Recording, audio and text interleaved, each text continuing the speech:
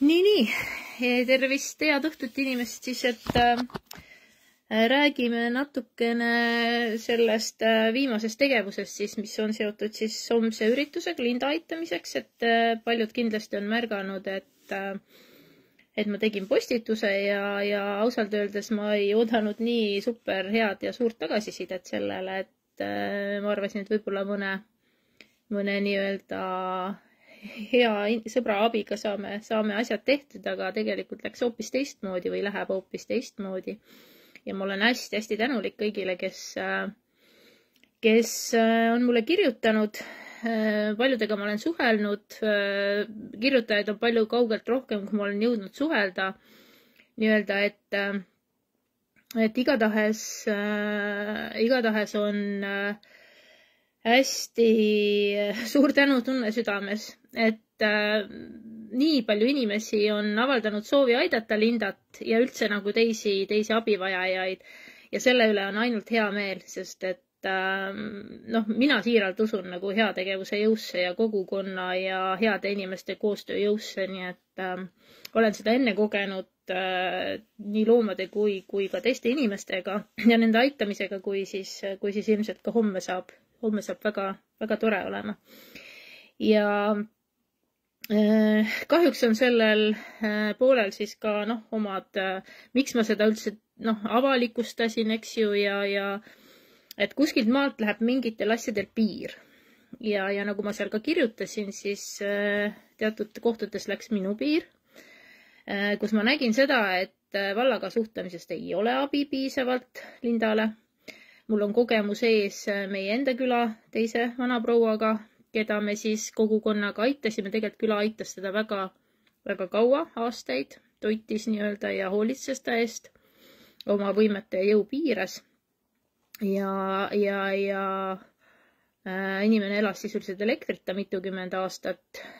Vana inimene, ta ei saanud ka väga hästi aru, või tähendab sai aru, aga ta ei saanud ennast väljendada. Ja siis ta sattus valla eestkostetavaks ja siis, kui ma ühel päeval ta sealt avastasin, nii-öelda sõna otseses mõttes kutsusin nii-öelda talle Päästeameti, sellepärast, et ühel hetkel ma avastasin selle, et tal tuleb majast ustest, akendest, igalt poolt tuleb musta tossu ainult välja ja vanainimene käib läkastades ringi seal. Ühesõnaga siis selgus, et millistes tingimustes ta elab ja vallaga suhtlus mitu aastat nagu tulemust ei toonud. Midagi korraks koristati keset platsi, ikkagi jäi kõik sinna samma, kuni asi päädis lõpuks läks nii hulluks, et sisuliselt inimene oleks oma koju ära külmunud talvel, kui külainimesed poleks teda jälle leidnud sealt, sest et tema elamises ei olnud ühtegi tahket asja sel hetkel hästi suure külmaga.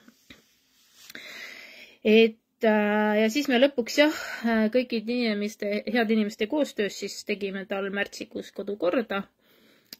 Viisime nii palju, kui see võimalik oli. Loomulikult me ei hakanud vana maja, millel pole sisuliselt, ma ei tea, osalt aknedki ees ja nii edasi päris uueks tegema, aga tegime nii, et oli hea, soe ja mõnus ja puhas seal olla ja puhtust ta muideks hoidis, nii et sellega läks toona nii. Ja siis praegu ongi nagu väga hea tunne, et tegelikult on Linda jaoks ka võimalik seda sama kõike teha. Aga nüüd on siis selline aga siin.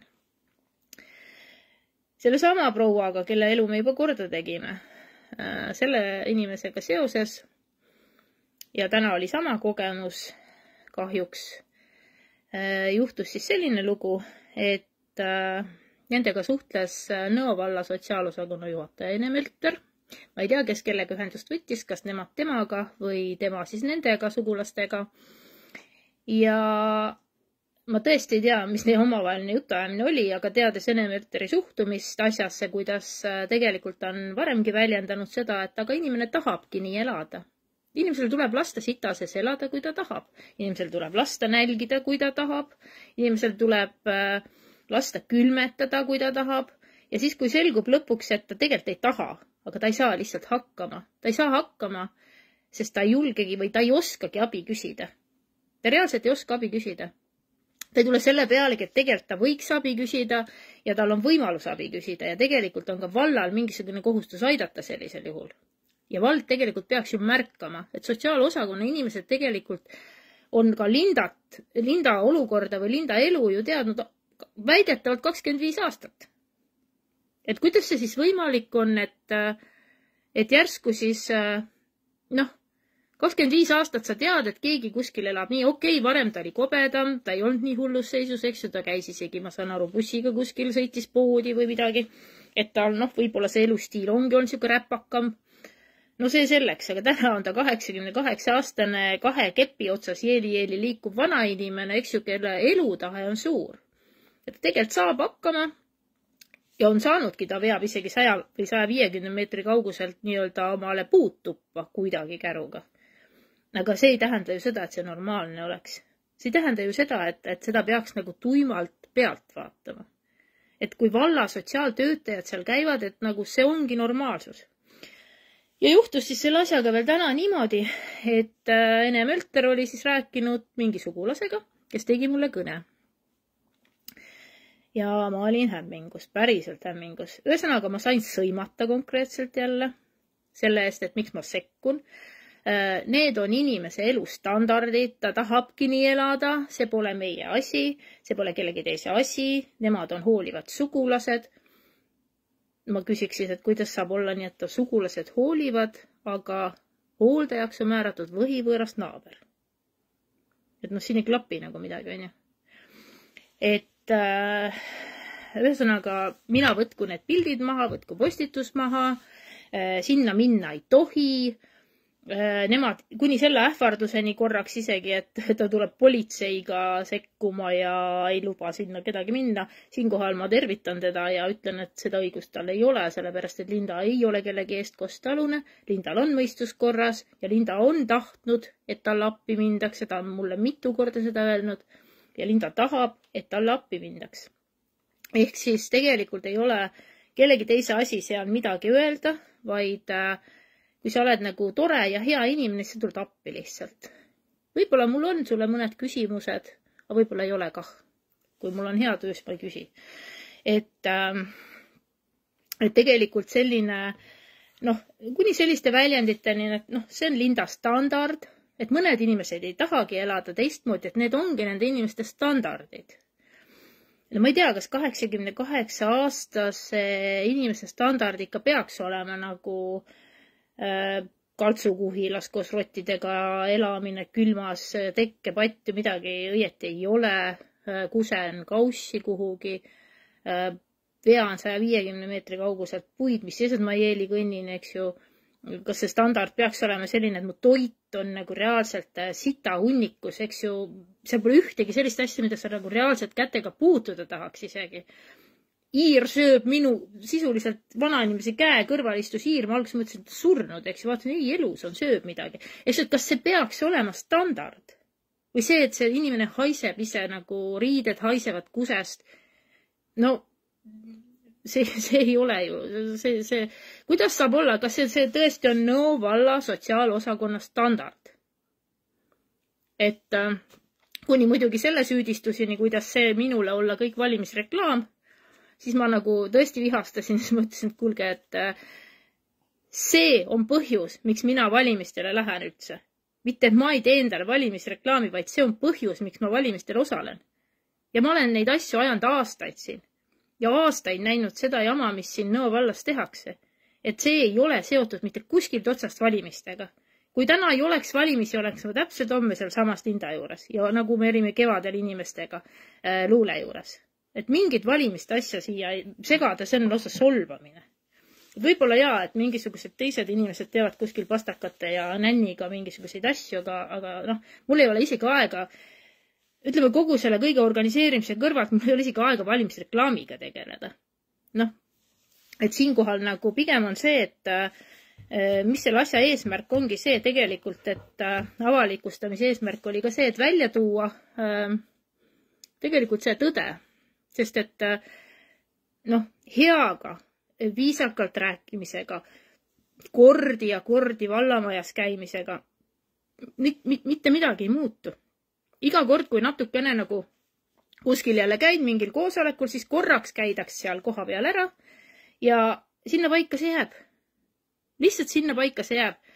Läheb mingi aeg mööda, ma loodan, et kõik on muutunud, lähen ma külla, vaatan, ei noh, ikka samasugune kõik.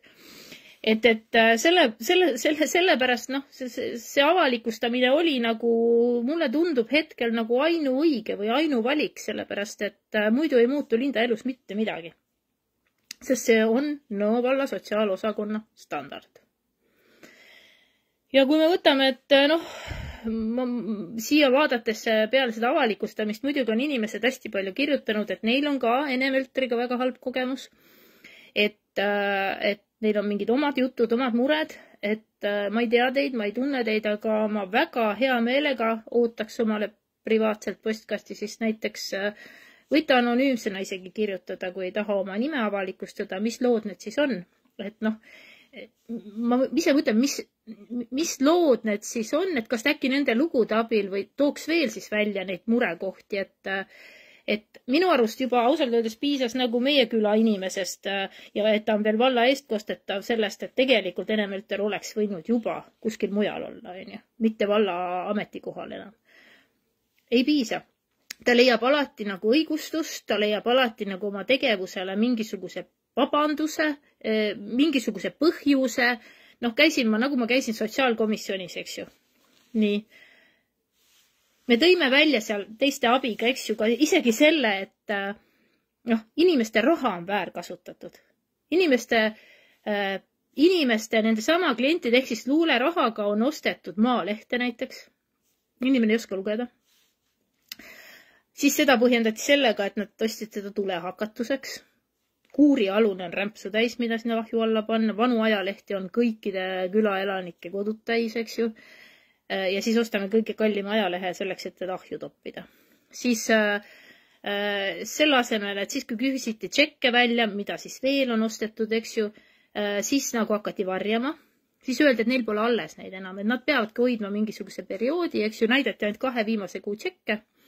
Revisjonikomisjon ei teinud ka sellega mitte midagi, sest see on üks suur ringkaitse seal ainult. See on nagu haige lihtsalt, kuidas nagu inimesed, kogu see punt on mingisugune mitukümmend aastat koostöötanud ja selline ringkaitse, et sealt ei murra nagu, ma ei tea, mingisuguse tankiga ka läbi siuke tunne on. Et põhimõtteliselt väga haige, et käisin ma isiklikult siis nii-öelda sellel volikogu istungil. Volikogu istungil on siis hästi huvitav. Meil on muidugi Nõo valla lehel on need volikogu istungid kõik nähtavad. Ehk siis ma ei ole ausalt öeldes seda vaadanud, kus mina olin. Peaks teid suviga vaatama. Ma ei ole selle peale tundki, et seda vaadata. Aga olen ma vaadanud teistsuguseid. Ega need ei erine nagu sellest ühest eriti. Just näiteks selles osas, et volikogu istung algab siis alati sellise päevakorraga. Siis sinna järgnevad siis nende volikogu liikmete sünnipäevaõnnitlused ja siis minnakse nagu asja kallale. Ja siis, kui keegi küsib sinna sekka mingisuguse olulise küsimuse, nagu ma vaatasin ühte volikogu istungit, seal keegi küsis ka midagi sotsiaalasjade kohta, et kuidas siis hooldekodus mingid teemad on ju, siis tegelikult see peatatakse väga kiiresti, öeldakse, et sel teemal me ei räägi, see pole päevakorras. Ühesõnaga mingi täielik jura. Ja ka selle muideks seesama asi toimus seal sotsiaalkomisjonis ka, et päevakorra välistest punktidest ei räägita. Ja siis mulle käratati volikogus muidugi kohe, et sina pole üldse siin kuskil nii-öelda nagu kirjas, et sa sõna võiksin võtta. Istusin ma siis rahulikult oma selle pingi peal seal vaatajate nii-öelda siis poole peal.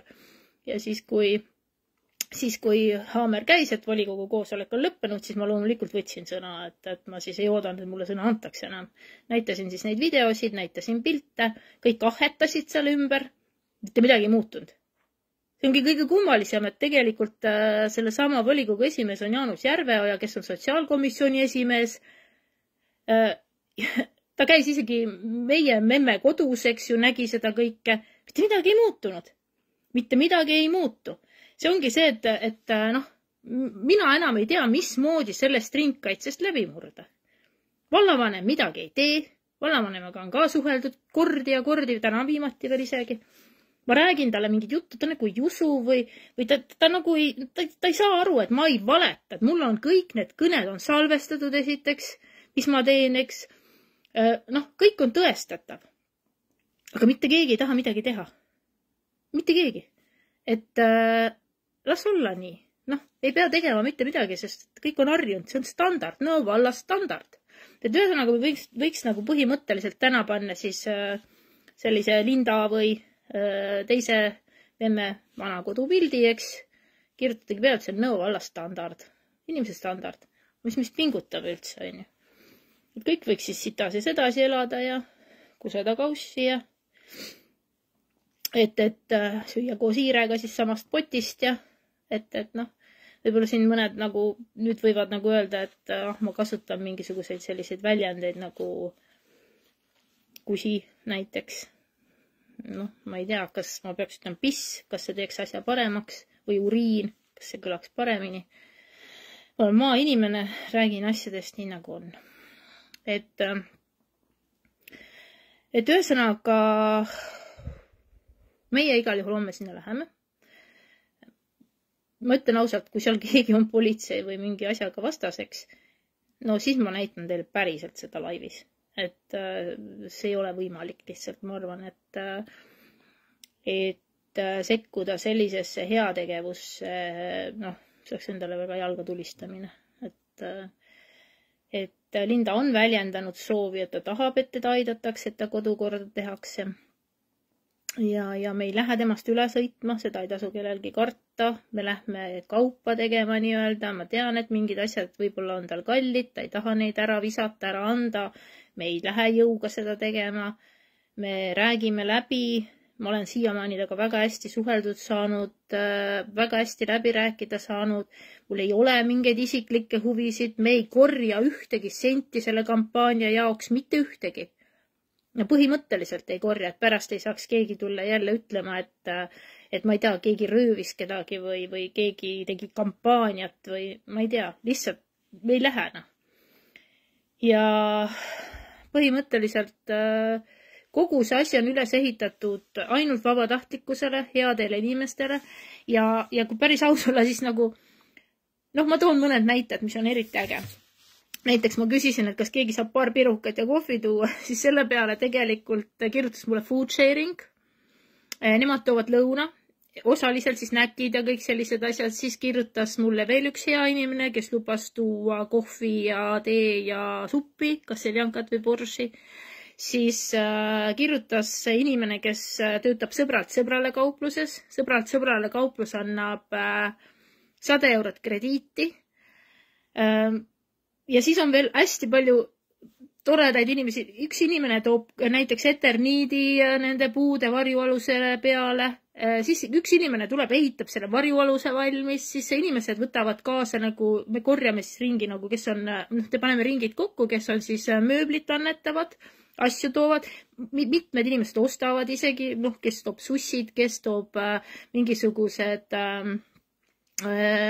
muud väiksemad asjad, eks ju, prügikottidest kuni teibi ja ma ei tea, muude selliste vidinateni välja, koristusvahendid ja muu säärane. Nõud on meil olemas, voodi on olemas, linad, käteretid on olemas, padjad, tekid on olemas, et paneme kinni selle keldriaugu, kust sõna otseses mõttes tuleb külm ju sisse, sest see on lihtsalt mingisugune auk keset köögipõrandat. Siis me teeme tal sahvri tühjaks, paneme sinna kõik puud talle valmis, et ta ei peaks õuest kogu aeg vedama, sinna saab siis ette puid tuua.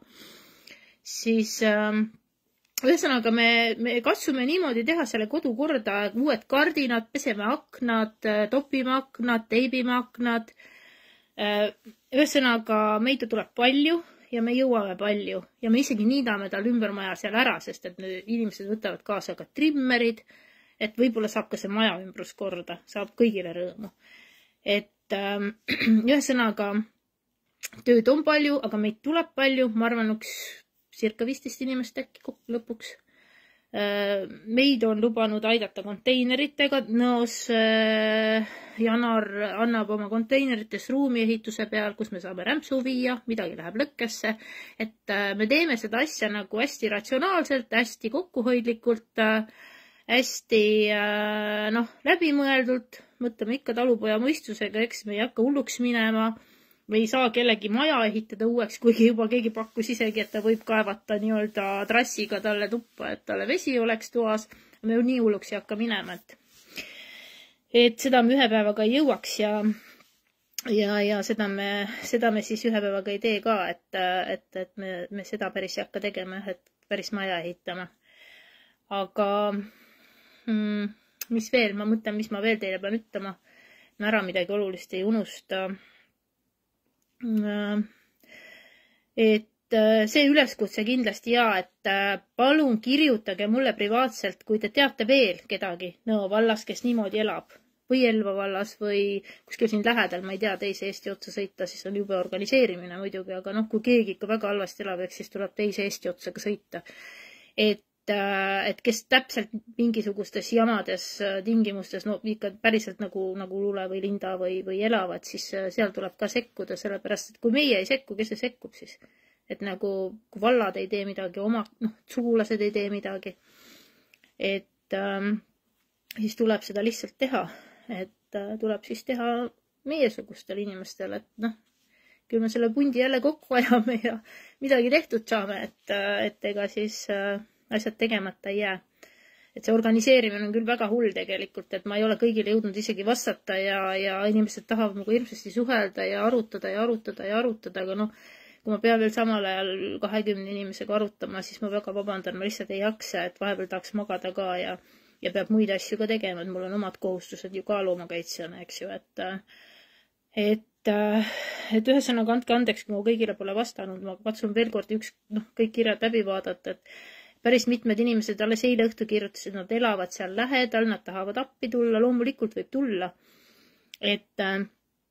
Et isegi kui see hetk näiteks meid on liiga palju seal, et vaatame, peame kõige olulisem see, et me organiseerume ilusti, et seal ei läheks mingiks isetegevuseks selles vaates, et ei saa päris täpselt aru siis, mida tegema peab. Et ma katsun olla siis selline töödejuhataja seal, võib-olla keegi veel peale minu, et asi oleks ka organiseeritult tehtud ja hästi läbiräägitult memmega tehtud, sest et me ei taha ju Lindat ka kuidagi solvata ja talle haiget teha ja talle võib-olla mingisuguseid väga olulisi asju ära visata, et eks me siis lihtsalt peseme need puhtaks ja paneme siis ilusasse kohta tagasi. Et keegi lubas raadiot, ma hakkan üle vaatama, et kust me selle raadio pidime saama, siis korraks meil on isegi võimalus talle, ma küsin, kas ta tahab, võib-olla ta ei oskagi tahta, aga tegelikult, kui ma mäletan, et kui me temaga EMO-s käisime, siis see oli siis mingi üle nädala tagasi natuke, kui tal see nägu paistes oli, siis tegelikult me ootasime hästi pikalt seal EMO foajee, mitte foajee, see on mingi ootekoht, kus võib sisse nagu võetud, aga sa pead siis arsti aega ootama. Ja seal on need toolid ja siis seal on telekas. Ja ma ei ütleks, et ta ei vaadanud telekat, väga suur huviga vaatas telekat. Ja ma küsisin talt, et mis sa siin õhtuti teed, et pime on, mis sa teed siin? Et kas sa loed või kas sa teed mingit, ma ei tea, nagu luulekudus on ju. Ta ütles, et ta ei tee midagi, et ta kõnnib lihtsalt ringi õues või siis kuulab raadiot. Et ta ei oskagi nagu tahta, aga kas see, kui inimene ei oska tahta, kas see siis peakski olema standard? Minu arust siis inimesele võiks tutvustada nagu mingit võimalust, et on teisiti ka võimalik, et on näiteks võimalik telekat näha, eks ju meil neid vabakanaleid ka, et keegi lubas teleka tuua, meil on ka antenni võimalus, kui me seda homme ei saa üles saame, võib-olla ülehomme või järgmise nädala sees. Et ma millegipärast arvan, et ei tasu nagu kõiki inimesi ja eriti vanainimesi nagu nii alahinnata, et nad on nii harjunud ja nad ei tahagi. Pane see vanainimene haiglasse näiteks, kus on telekas, eks ju, voodi kohal, küll ta vaatab. Sama on ju kodus, on ju. Et tuba on puhas, soe on olla, mõnus on istuda, kõht on täis, vaatad ikka küll seda telekat või kuulad siis raadiot, mida iganes. Selle asemel, et õues ringi kooberdada kottpimedas kuskil kaekarvuga.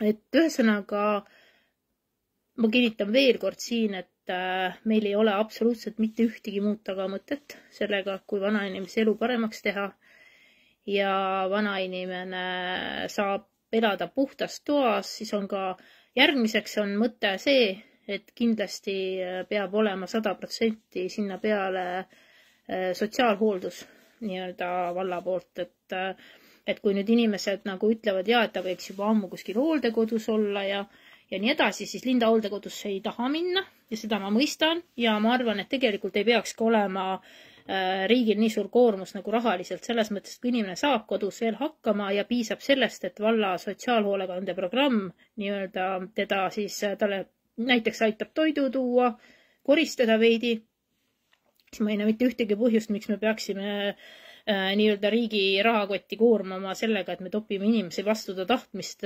hooldekodusse. Hoiame neid seal siis kuskil mingisuguse opioidide laksu all, et nad oleksid hästi tuimad, sest muidu nad seal ei püsiks. Noh, mul on nagu praegult nagu ehe näide olemas selle kohta, eks ju. Et see ei ole lahendus. Et niikaua, kui inimene ikkagi suudab liikuda, suudab pissil käia, suudab nagu enda tegemistega veel hakkama saada, nii kaua ta kodus võiks olla. Ja selle jaoks võikski olla siis sugulased, kes teda aitavad, kes aitavad koristada, kes aitavad süüa tuua. Okei, pannakse mingi hooldaja, nagu nüüd pandi võõras inimene. Tema on ka väga tore inimene, ma ütle mitte midagi ja ta tuleb komme appi ja lihtsalt vald pani ta tanki, eks ju.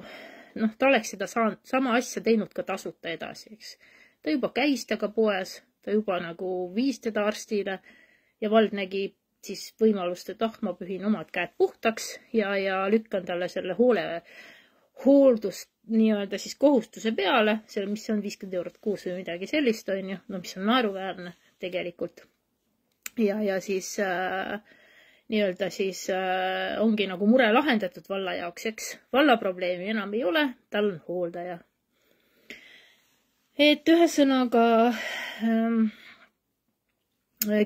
ühesõnaga ma võtan nüüd meilid ette uuesti, panen veel mingi plaani paika, saadan kellele vaja selle asukoha lingi, homme kell 10 olen mina seal kohal ja kes siis liitub sinna, kellega me oleme rääkinud, et noh, selles mõttes sinna võib-olla enam juurde nagu rahvast väga juurde vaja ei ole, kui kellelgi mingit, ma ei tea, mingit erilist põhjust ei ole tulla. Et ma siis suhtlen nendega edasi, kellega ma olen suhelnud või siis suhtlen täna. Et lihtsalt teeme ära selle asja ja proovime siis ühe päevaga hakkama saada. Noh, kui seal mingit nipet-näpet jääb veel, et on viia midagi või üle vaadata, äkki lisanduda midagi, siis me saame seda alati teha hiljem. Aga siis kõik, kes tulevad, siis pidage meeles, et töökindlad võtke ka kaasa, et me ei osta ise neid ka, sest meil ei ole lihtsalt, ma ütlen, et meil ei korja mingit raha ja me ei ole nagu seda organiseerinud, et kõik muu me oleme, aga võib-olla töökindlad siis saate ise kaasa võtta või siis teete palja käsi, aga tööriistu inimesed võtavad kaasa, nii et kõik peaks olemas olema iseenesest, et ma sinna küll praegult ei tule midagi sellist meelde, mis nüüd nii selline asi oleks, mida võib-olla küsida veel, aga hästi siis, et ma ühesõnaga ootan teie kirju, kindlasti ma ootan teie kirju, sest esiteks punkt 1, mis toimub Nõo vallas? Mis toimub Nõo valla eakatega, lastega, puudega lastega? Mis toimub, et mul on tunne, et inimesed ei saa piisavalt teavitust, inimesed ei saa piisavalt abi, inimesed ei teagi oma õigusi. Nad ei tea oma õigusi. Nad ei tea näiteks, et eakal inimesel on 300 euro eest või abivajajal on õigus küsida vallast 300 euro eest näiteks küttepuude toetust aastas. Või veel mingisugused teised asjad, ma ei ole ka päris täpselt ise veel kõigega kursis, aga näiteks Lindaga seoses see välja tuli. Et tegelikult tal on õigus seda saada, vald pole talle seda pakkunud. Siis ja teiseks siis see punkt, et mis toimub, mis lood need Mölteriga ikkagi on, Ene Mölteriga, et inimesed, kes on kommentaarides kirjutanud, et tal on ka halb kogemus temaga, korjame kokku need lood, sest et selline inimene ei saa lihtsalt töötada valla sotsiaalosakonna juhatajana. Mitte ühegi valla standard ei tohiks selline juhataja olla. Mitte ühegi valla. Ma ütleks, et see ei tohiks olla standard. Nii et kui me saame veel lugusi, siis võib-olla on lootust äkki, et tuleb uus ja parem või midagi. Et on see siis kes iganes. Aga mitte standard. Kui inimesed töötavad liiga kaua ühe ametikoha peal, ehk siis 20 aastat, nagu tema vist umbes on olnud, võib-olla rohkem, siis seal tekib korruptsioon, seal tekib mingisugune käsi peseb kätt, ringkaitse, kõik sellised asjad tekivad ja see Nõo valla koosseis on, ütleme niimoodi ikka päris pikaajaline olnud seal, kes omavahel nagu siis on sellised sõpsid ja ringkaitsesse tõmbunud, et korruptsioonist räägin ma eraldi mingil päeval, see on meil omaette teema veel ja seaduserikkumised on omaette teema. See on ka kõik välja tulnud, nii et aga täna räägime siis sellest homsest aktsioonist ja sellest, mismoodi siis vanurid elavad meil siin Nõo vallas, et ühesõnaga olge terved, isegi siis ootan, eks ma homme teen ka sellest üritusest mingisuguseid laivi hetki, tõenäoliselt mingeid videosid panen ülesse ja veel kord ma olen hästi tänulik kõigile, kes uskumatult, ma ei tea, kust te head inimesed välja tulite, ma tõesti ei tea. Ma arvan, et ei ole nii palju, aga näe on. Et hästi äge. Nii et näeme siis homme, kellega näeme ja siis kellega läbi ekraani. Vaatame, mis saama hakkab. Okei, nägemist.